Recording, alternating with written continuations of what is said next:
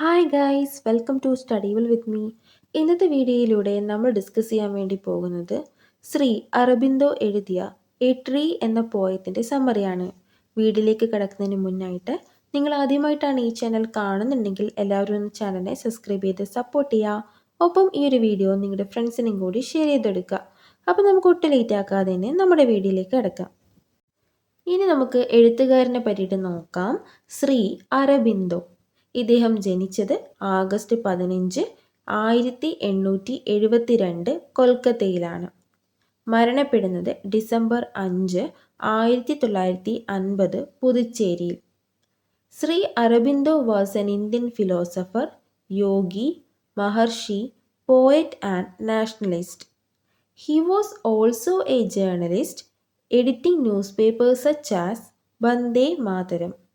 His famous works are essays on the Gita, collected poems and plays, The Human Cycle, The Ideal of Human Unity, On the Veda, etc. ഇനി നമുക്ക് കവിതയെ പറ്റി നോക്കാം. 6-line poem divided into a quatrain and a couplet. 6-line പോയമാണ്. 6-line പോയത്തിനെ രണ്ടായി divide ചെയ്തിട്ടുണ്ട്, ക്വാട്രെയിനും and കപ്ലെറ്റും. ക്വാട്രെയിനിൽ 4 ലൈൻസും കപ്ലെറ്റിൽ 2 ലൈൻസുമാണ് വരുന്നത്.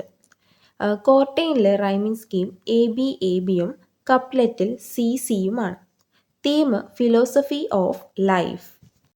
ഇനി നമ്മൾ നോക്കുന്നത് സമ്മറിയാണ്. ആദ്യം പോയം വായിച്ചതിന് ശേഷം എക്സ്പ്ലെയിൻ ചെയ്യാം. A tree by Sri Aurobindo.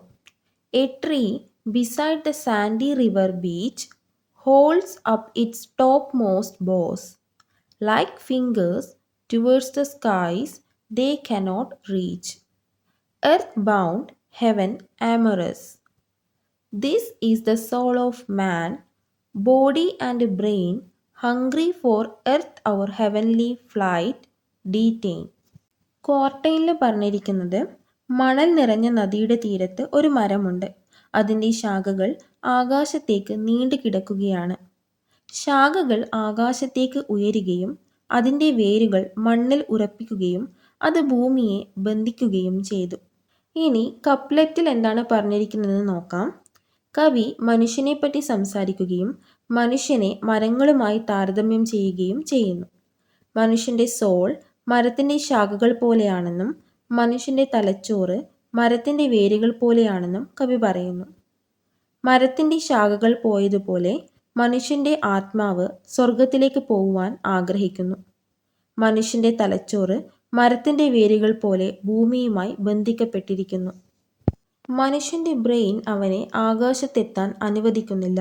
കാരണം അവൻ്റെ തലച്ചോറ് അത്യാഗ്രഹത്തിൻ്റെ സ്വാർത്ഥതയാൽ നിറഞ്ഞിരിക്കുകയാണ്.